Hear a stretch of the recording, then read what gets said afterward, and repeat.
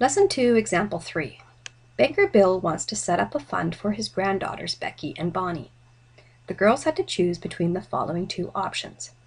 Option A, $2,000 will be invested on each birthday between age 27 and age 64 inclusive.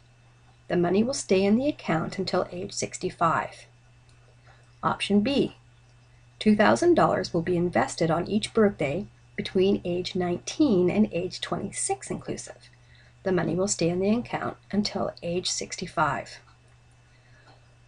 Both options will receive interest at a rate of 5% per year, compounded annually until age 65. Becky recognizes that more money will be invested under option A and chooses this option. Bonnie chose option B to be different from Becky. So we're first going to look to see how many payments and how much is actually going to be invested in each account. So for Becky with option A, she's collecting money from age 27 to 64, which works out to be 38 payments. So 38 times 2,000, so it's going to be $76,000 is going to be invested on Becky's behalf. For Bonnie, she's starting earlier at age 19 and only going until 26, works out to be 19 payments, and 19 times 2,000, there's going to be $38,000 invested for Bonnie.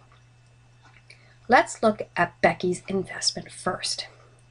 So if you recall, it's going to be 38 years, so 38 payments.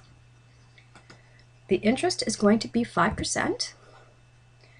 There is no previous investment. It's starting at 0, so we start with 0. Payments are going to be $2,000 coming out of her grandfather's pocket, so it's going to be negative $2,000.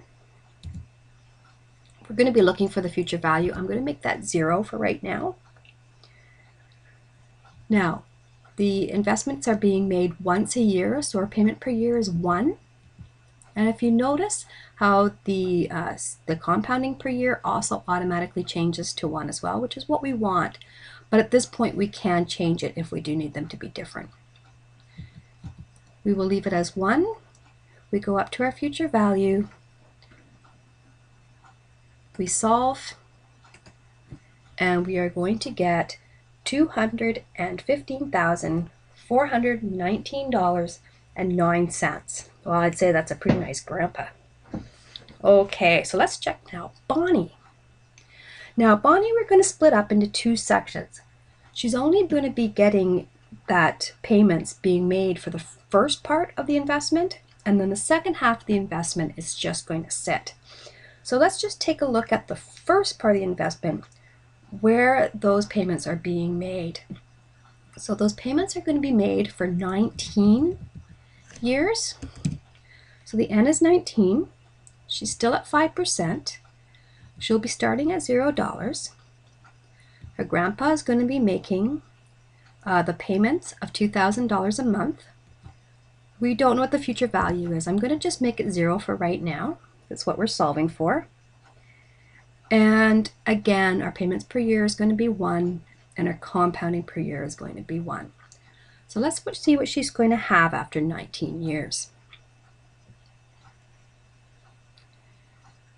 So future value, we solve, and we get $61,078.01. Okay, now we're going to take that investment and we're going to put it back in and let it sit from the time that Bonnie is 26 until she's 65. This works out to be 28 years. So for 28 years, that money's going to sit in the investment again at 5%. But now her present value is going to be the $61,000 that she's earned from the first part of her investment. So I'm going to type in $61,078, and we're going to round that to 1 cent. Now we're not going to be making any more payments. That money is just going to sit in the account. We're going to be looking at what the future value is. And I did make a mistake here. This should be negative in here.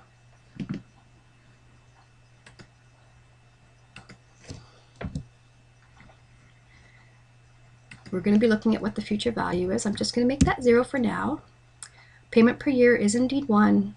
Compound per year is also 1. Actually, our payment per year, it doesn't matter what it is. It's no payment anyway, so that number can be anything. We're going to solve for our future value. So we'll solve, and we get $239,433.69. And if you compare those two totals, you will notice that it won't be Becky that makes the better choice. It's actually Bonnie. So making investments earlier and then letting them sit longer actually can make you more money than investing a little bit of money over a longer period of time.